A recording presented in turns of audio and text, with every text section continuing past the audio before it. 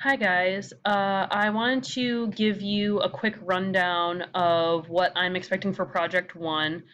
You will get a pretty good sense of what I'm looking for from the Project 1 description in the Project 1 folder, and you'll learn a lot from the readings that I'm assigning, which include the introduction to the Wayne Writer. So for week 2, we are looking at chapter 6 of the Wayne Writer, which will talk about different types of arguments, and an essay called Backpacks and Briefcases, which talks a lot about rhetorical analysis. However, the introduction to the Wayne Writer talks about rhetoric and rhetorical situation, so you're going to want to make sure that you read that. But for week 2, I wanted to give you a brief rundown of what I'm looking for and things to keep in mind as you start thinking about your first essay for the course, which will be a rhetorical analysis. As a quick reminder, it's due June 12th to the Project 1 folder at 10 o'clock p.m. Those reminders are kind of everywhere, but I want to make sure that you keep that in mind. So I want to talk to you about what rhetorical analysis is. You might not have heard the word rhetorical or rhetorical analysis together, so I want to make sure that you are pretty clear about what this is. So rhetoric, to be put really simply, is the art of persuasion. So rhetoric is any sort of language. It can be a speech, it can be a text, a written text, that tries to persuade somebody of something, which kind of happens a lot, right? Like advertisements are trying to persuade you. Presidential speeches are trying to persuade you. Candidate speeches are trying to persuade you. So there are a lot of ways in which rhetoric is used really frequently. So it would be helpful then, it follows, to be able to perform rhetorical analysis. A rhetorical analysis is an argument that focuses on how a text develops the argument through rhetorical strategies. So what a lot of people have a hard time with is understanding what an analysis is versus a summary. A summary describes a text argument. It says, okay, this is what they're arguing, these are the elements of their argument. A rhetorical analysis thinks about the particular strategies the text uses to make their argument. And you'll learn about three kind of main kinds of rhetorical strategies, which are pathos, ethos, and logos. And you'll read about that in Backpacks and Briefcases.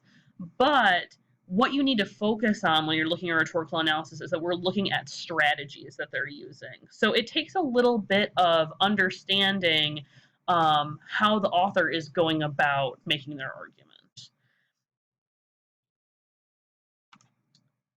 Okay, so another thing you'll need to know for your paper is what rhetorical situation is, which is in the introduction to the Wayne Writer, and I believe there's a question about it on the quiz in week 1. So you should have a pretty decent grasp on what rhetorical situation is, but just in case you don't, rhetorical situation is all of the elements that surround a piece of writing. So it's kind of complex. There's a lot of pieces to it. So when you're writing your paper, you'll see that you're supposed to establish the rhetorical situation of the piece of writing.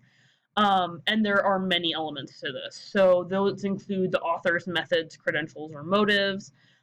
So how is the author establishing themselves? And then also what kind of research are they using? What kind of how are they situated in relation to what they're writing about? The text structures or appeals, again, ethos, pathos, logos, those are going to be really important concepts for you to understand. And those are kind of described in the Project 1 description and in Backpacks and Briefcases. You're going to want to know who the audience is and kind of what they already know about the subject. Context, what is the text responding to? So often a piece of writing is in response to either another piece of writing or a particular event. So if there's something in conflict that needs to be argued about, there's usually something that instigates that response. And then what challenges might the author face if the topic is difficult or controversial? So all of these elements are part of the rhetorical situation. And as you'll see in the Project 1 description, you're going to need to account for a lot of these elements, as many as you can. So if you're having a hard time with rhetorical situation, go back to the Wayne Writer, And as with anything, you can ask me questions about it, but make sure that you have a good sense of what rhetorical situation is as you're writing your project one. So these are just a couple of little reminders about what project one is supposed to look like. It's supposed to be 4 to 6 pages, which is pretty significant. It's pretty substantial. 12-point font. And the objective is to identify, describe, and analyze the argumentative and rhetorical strategies used by the author. That is a lot of things. So you'll be identifying argumentative strategies, which can be found in chapter 6 of the Wayne Writer.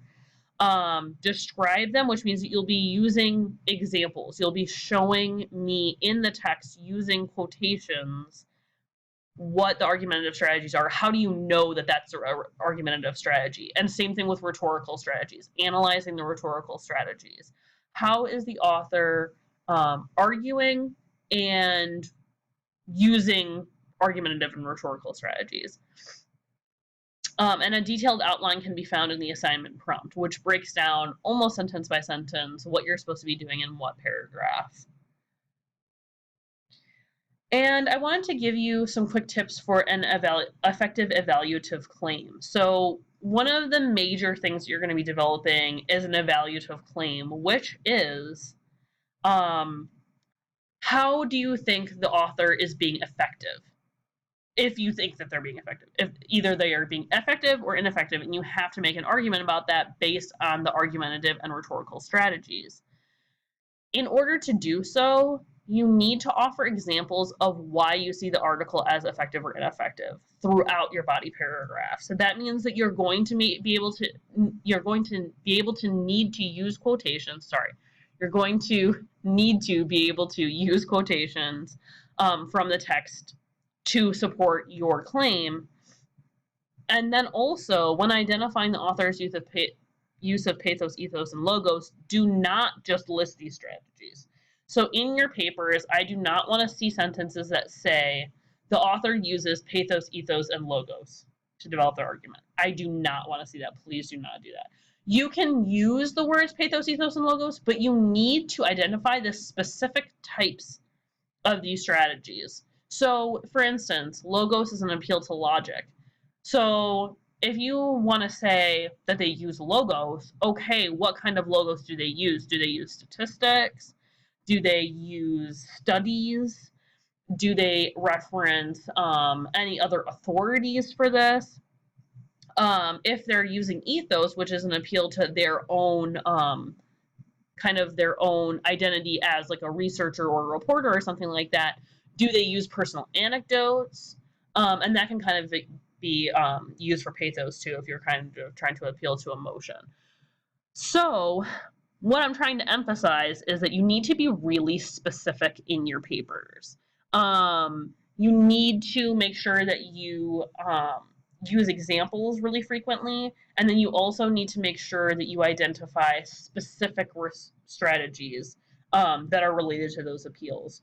Again, do not list pathos, ethos, and logos. That's not a good strategy. Instead, think about the specific ways that the author is using those strategies.